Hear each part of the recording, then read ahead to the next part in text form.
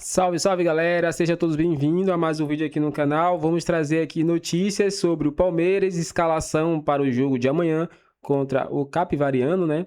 E se vai ter a estreia de John Arias, se ele vai estar de titular e muito mais nesse vídeo. Então, assista até o final e não perca nada sobre o Palmeiras aqui, que você vai estar bem informado sobre o mercado da bola, sobre desfalques e muito mais nesse vídeo. Então, assista até o final, galera. Sem mais enrolações, fica agora aí com o vídeo. Alô, fã de esportes, um abraço a todos que acompanham o Sport Center. Palmeiras prepara a estreia de John Arias nas quartas de final do Campeonato Paulista contra o Capivariano neste sábado, jogo na Arena Barueri, mando do Palmeiras. O jogador foi apresentado na sexta-feira passada, treinou sábado e domingo, ganhou a folga de carnaval com os companheiros e voltou aos treinamentos a partir de quarta-feira com o grupo do Palmeiras. Está treinando então 3 dias com o grupo, fazendo todas as atividades, treinando normalmente, está preparado e regularizado. Mas a estreia provavelmente deve acontecer com ele entrando no decorrer da partida, começando no banco de reservas. O técnico Abel Ferreira já destacou que aos poucos ele vai ganhando a vaga na equipe. O time deve ser o mesmo que conseguiu 3 vitórias consecutivas nessa temporada, retornando todos os titulares que descansaram na partida contra o Guarani. O time que venceu Vitória, Corinthians e Internacional pelo Campeonato Brasileiro, com o Maurício e o Alan pelas pontas. É a função que o Arian deve fazer na equipe, entrar aos poucos nesse time do Palmeiras. Ele também pode fazer a função de segundo atacante, trazendo aí mais opções para o técnico Abel Ferreira. Então, John Arias deve estrear neste sábado pelo Campeonato Paulista, mas provavelmente no banco de reservas. Outra novidade no Palmeiras é a volta do técnico Abel Ferreira, que cumpriu suspensão, estava suspenso na última rodada da fase de classificação do Campeonato Paulista, não comandou o time diante do Guarani. Ele volta. O Abel Ferreira, que nessa semana se tornou o 5º técnico mais longevo da história do futebol brasileiro, ultrapassando o Tele Santana, que ficou 5 anos, 3 meses e 14 dias no comando do São Paulo na década de 90. Entre 90 e 96, o Tele Santana, que é uma referência para o Abel Ferreira, treinador português, ultrapassando o ex-técnico são paulino. Próxima marca que tem que ultrapassar o técnico palmeirense sobre longevidade é Flávio Costa, que comandou o Flamengo 8 anos na década de 30, início da década de 40. Então é a próxima marca que precisa bater o técnico Abel Ferreira. Palmeiras já enfrentou o Capivariano 2 vezes na história, 2015 e 2016, com 2 vitórias. Tenta mais uma vitória para avançar à semifinal do Campeonato Paulista. Final de semana já na expectativa de Palmeiras e Capivariano.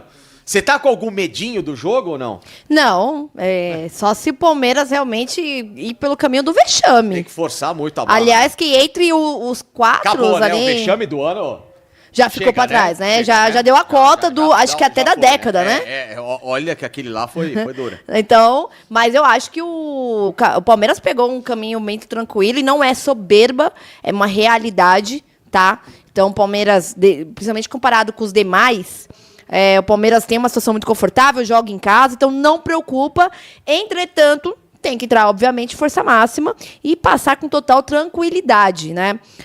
Até porque teve uma semana toda tranquila, uma semana de descanso, então não há motivos para poupar algum jogador ou algo assim. Então, acho que é força máxima contra o Capivariano e a expectativa de John Arias titular. Ah, mas que loucura, o John Arias titular, acabou de chegar. Bom, tem um jogador que não rende o suficiente para ser titular, que é o Maurício, e é o adversário mais fraco. Então, se você quiser já dar aquela certa rodagem para o Arias, esse é o jogo perfeito. Melhor até do que já encarar de cara o Fluminense. Então, ele já ia sentir o preparo, já ia sentir o encaixe com o time, e na quinta-feira, Campeonato Brasileiro, também já poder dar sequência. Então, eu acho que é um jogo tranquilo. Agora, já os demais... Eu não arrisco dizer que a situação é 100% confiável, né? A situação do Corinthians, encara a Portuguesa no Canindé. A Portuguesa é um time que está muito motivado e que fez uma coisa que eu achei interessante, viu, Facinca? Qual? Não vendeu o mando de campo. Meu pai trouxe para a Portuguesa, já estava na expectativa que o jogo ia ser vendido. Não, imagina, foi no Canindé, disponível para a torcida, promessa de casa cheia e a Portuguesa embalada. Então... abrir o olho, e o Santos contra o Red Bull Bragantino, que aí também é uma situação bem complicada. Pois é, tem muita gente achando que o Santos pode ficar pelo caminho contra o Novo Horizontino. É Novo Horizontino, né? O primeiro spoiler que eu ia trazer pra vocês é que o John Arias trabalhou em 2 frentes no Palmeiras, na informação que eu recebi. O John Arias trabalhou como opção entre os reservas e entre os titulares. Tá? Agora, não me contaram o time. É isso que eu fiquei pé da vida. Eu falei, pô, só falou assim, ele trabalhou Entre os nas titulares. 2 opções. Assim. Falei, pô, tá bom, legal, mas quem saiu? Ah, então. Eu falei, como é então? Pô, você dá informação pela metade? Pô, vai, né? Aí, não, tal, não sei o quê. Mas, a gente pode desenhar e tentar descobrir isso através de sinais. Quais são os sinais? Não é que eu tô inventando, eu tenho um sinal, não. Nas imagens disponíveis, no pouco que saiu o Palmeiras TV e tal, nas movimentações, vocês viram onde estava o John Arias? Ele estava atuando na ponta direita. É um indício de que naquele setor deve sair o Alan, Sim. né? E aí ele vai ter o Maurício e o Flaco Lopes com o Vitor Roque, a princípio. A não ser que inverta o lado do Alan, né? A não ser que ele inverta o lado do Alan, né? Aí ele baixa o Flaco. O que eu acho que seria o melhor cenário, tá? Não é que eu quero que o Alan saia. Nessa formação atual, pra mim, roda Maurício. Mas, o Abel, ele tem dado essa oportunidade aí porque ele entende que o Maurício é um jogador que, desses que estão à disposição no elenco, é o que melhor circularia na função que fazia o Rafael Veiga, né?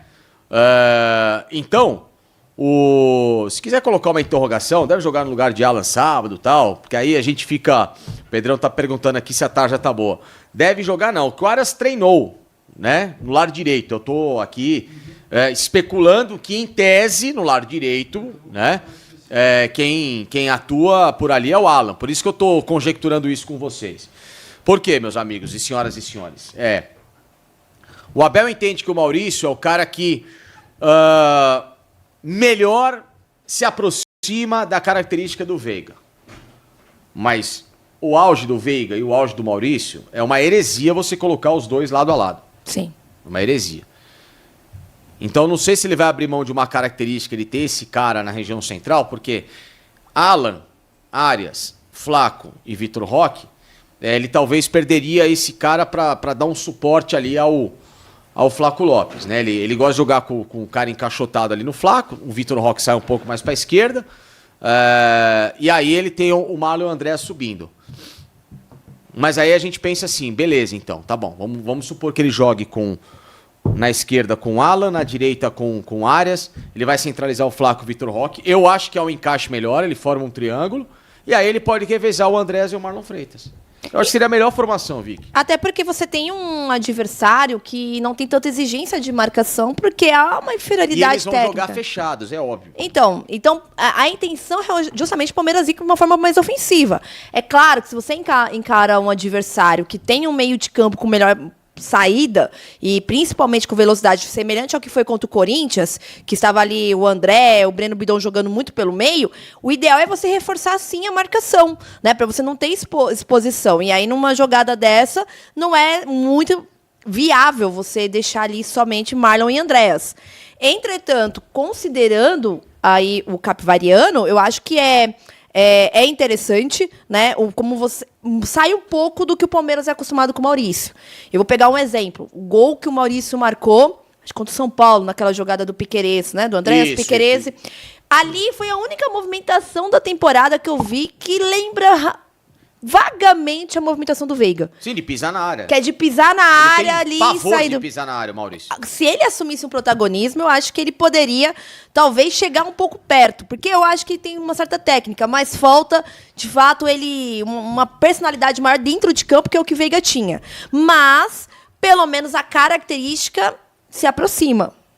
Bem de longe. Quando o Palmeiras contratou o Maurício, eu confesso pra vocês que eu falei, olha, acho que vai trazer um bom jogador. Eu gostava dele. Eu não achava ele um mau atleta no Inter, só que aí você tem que entender um contexto. Era o Alan Patrick com o Maurício vindo pela fatia Exato. aqui na direita. Não era nem um ponta, ele era um fatia aqui pela direita, né? Que vinha fazer essa função de meia pela direita, né? E aí ele explorava o corredor e aí o Internacional jogava com esse encaixe, né? Então, assim, ele é uma espécie de um segundo volante, mas sem ser muito segundo volante. Enfim, o Inter tinha uma formação lá meio esquisita, mas, enfim, e foi onde o Maurício meio que conseguiu jogar. Depois ele jogou até um pouco mais solto, basicamente como um ponta. E no Palmeiras ele nunca trabalhou nessa função. O Palmeiras sempre teve alguém ocupando esse lado direito, né, do campo. Agora o Alan, teve o Estevão por muito tempo, então ele não conseguiu, assim como o Felipe Anderson também não. Onde eu acho que aí o Abel deveria ter tido a sacada de trabalhar com a mentalidade europeia.